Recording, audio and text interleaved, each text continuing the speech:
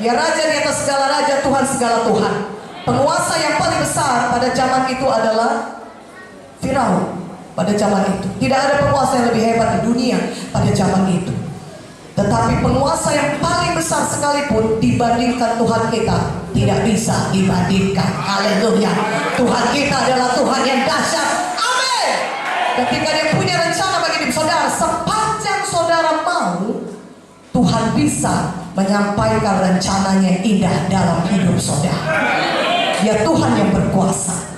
Makanya saudara, Musa tetap dijaga Tuhan sampai kemudian Musa diasuh terlebih dahulu oleh ibunya, ya. Dan kemudian Musa ya dibesarkan oleh ibunya dari bayi sampai mungkin sekitar 4-5 tahun. Disitulah dia mendengarkan firman Tuhan. Ya, ibunya mengajarkan kepada dia, kau bukan orang Mesir, Musa, kau bangsa pilihan Tuhan. Kau ditentukan Tuhan, dipakai Tuhan luar biasa. Itulah kenapa Tuhan menyelamatkan engkau. Bagaimana Tuhan akan memelihara engkau di istana Firaun. Lihat bagaimana putri Firaun sendiri yang menemukan engkau. Ada rencana Tuhan yang besar dalam hidupmu. Engkau mesti genapi rencana Tuhan dalam hidupmu. Engkau bangsa Israel, bangsa pilihan Tuhan. Jehovah, itulah Tuhan kita. Jangan pernah menyembah kepada Allah-Allah bangsa Mesir, karena itu bukan Tuhan kita. Tuhan kita adalah Tuhan yang hidup, yang sanggup memelihara engkau dan yang sudah menyelamatkan engkau. Pasti ada rencana yang besar dalam hidupmu, Musa. Dengar baik-baik, ingat apa kata ibu ini ya. Kita bisa bayangkan bagaimana ibu Musa mengajarkan Musa firman Tuhan. Katakan amin. Sehingga itu tertanam dalam hati Musa. Musa sudah mendengar firman Tuhan. Musa sudah tahu ya ada rencana Tuhan dalam hidupnya. Ada panggilan Tuhan dalam hidupnya. Walaupun dia bukan dia bukan orang Mesir, tapi dia ditaruh Tuhan di istana Firaun. Ada panggilan Tuhan yang besar dalam hidupnya. Dan Musa kemudian dibesarkan di istana Firaun, saudara, dengan diajari semua ilmu Mesir, yang diajari dengan semua kepintaran pada zaman itu. Karena dia anak putri Firaun, tentu dia mendapatkan yang paling maksimal yang bisa didapatkan oleh seorang pangeran dari penguasa yang paling besar pada zaman itu. Musa menikmati semua apa yang bisa, pendidikan yang paling baik, ya, pendidikan pengetahuan yang paling banyak, paling up to date, dan semua kekayaan dan semua tersedia bagi Musa, lebih dari cukup. Tapi di dalam hati Musa tetap hidup firman Tuhan yang sudah diberikan, sudah diajarkan kepada dia. Haleluya. Dia tetap punya visi daripada Tuhan.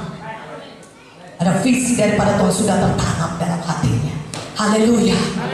Tapi kemudian ketika Musa berjalan-jalan suatu hari di tengah-tengah bangsa Mesir, dia melihat bangsa Israel berkelahi dengan bangsa Mesir. Dan dia melihat bagaimana bangsa Israel, bangsanya sendiri, dia tahu dia bukan orang Mesir, disiksa habis-habisan oleh bangsa Mesir, dihabisi oleh bangsa Mesir. Hati dia mendidih, dia marah, dia berkata ini tidak benar. Kenapa bangsa pilihan Tuhan diperlakukan sedemikian? Kenapa bangsa itu demikian diperlakukan, diperbudak dan diperlakukan semena-mena? Semakin marah, dia bunuh orang Mesir ini, saudaraku. Dan perbuatan Musa kedengaran pada orang Mesir, yang kedengaran sampai Firaun. Musa harus melarikan dirinya untuk menyelamatkan hidupnya. Dan dia lari sampai ke padang Midian. Di sana dia bersembunyi. Dari padang Midian dia bertemu dengan calon mertuanya yang kelak jadi mertuanya. Dia bertemu dengan istrinya, saudara. Dia bertemu dengan Citro mertuanya. Dia menikahi anak Citro, Zipora, saudaraku. Dan dia hidup baik-baik di sana. Dia berkeluarga. Saudaraku, Musa berkeluarga, dia menikah, dia punya anak. Dan tiap hari kerjanya menggembalakan domba-domba Jitro. Itulah kerjaan Musa pada waktu dia melarikan diri dari Mesir. Setelah dia membunuh orang Mesir, umurnya kira-kira 40 tahun. Dan kemudian Musa tinggal di padang Midian. Saudaraku, lama Musa tinggal di padang Midian. Visi di hatinya sudah hilang. Visi daripada Tuhan sudah redup. Panggilan Tuhan yang utama yang ditaruh Tuhan dalam hatinya sudah tidak ada lagi. Dia sudah tinggal lebih dari 40 tahun di padang Midian. Dan tiap hari kerjanya mengembalakan domba. Dan kehidupan Musa sangat tenang, sangat menyenangkan. Dia punya keluarga yang baik. Tiap-tiap hari dia pulang ke rumahnya, anak-anaknya menyambutnya, dia bermain-main, dia bersuka cita, dia menikmati masakan yang dimasak oleh istrinya. Istrinya menghibur dia, istrinya baik kepada dia, mertuanya pun baik kepada dia. Mertuanya, istrinya sayang kepada dia, punya keluarga yang baik. hidupnya sangat nyaman, keluarga yang baik, pekerjaan yang mapan, tidak kekurangan apapun secara mata orang dunia ini. Secara pemikiran manusiawi, Musa punya kehidupan yang baik. Dia orang yang diberkati, dia punya keluarga yang baik, dia punya pekerjaan yang baik. Tapi panggilan Tuhan bagi Musa, visinya Tuhan bagi Musa bukan untuk tinggal di Midian. Tuhan punya visi yang besar bagi Musa untuk membawa bangsa Israel sampai ke tanah Kanaan. Katakan amin. Visi Tuhan bagi Musa bukan tinggal di padang Midian.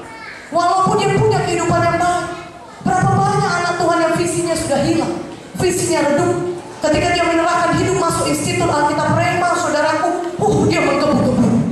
Ketika hamba Tuhan Pak Munte berkata, siapa yang mau masuk IAR? Dia angkat tangan setinggi-tingginya. Dia nomor 1 maju ke depan, rebah oleh zaman Roh Kudus. Tapi seiring waktu, dia sekolah di IAR, kemudian setelah tamat IAR, menikah dululah. Tuhan pertemukan dengan jodoh, maka menikahlah dia. Ya, kemudian sesudah dia menikah, dia punya anak. Dan dia berkata kepada Tuhan, tunggulah Tuhan, anakku besar dulu. Ya, nantilah aku melayani, diutus nantilah Tuhan, tunggu dulu. Anakku masih kecil bayi, siapa nanti yang ngasih makan anakku? Kalau aku ke sana, ya orang tua aku tidak mendukung aku masuk IAR Tuhan. Ya tidak ada nanti yang biaya anakku ini. Nantilah tunggu si Ucok ini besar dulu. Anak pertama sudah besar, umur 5 tahun lahir anak kedua. Ya, tunggulah Tuhan, anak yang kedua ini sekolahlah baik-baik semuanya dulu. Lahir lagi anak ketiga, saudara. Oke lah, sudah 3 anak cukup. Tetapi anak pertama belum tamat SMA Tuhan. Maka apa nanti anakku ini? Tunggulah sampai dia kuliah dulu, dia terjamin hidupnya Tuhan. Gak perlu nanti dia mengemis-ngemis sama orang. Nantilah aku melayani. Sampai nanti saudaraku, ya anak saudara sudah menikah, sudah punya cucu, saudara tetap juga di padang Midian menggembalakan domba-domba Jitro.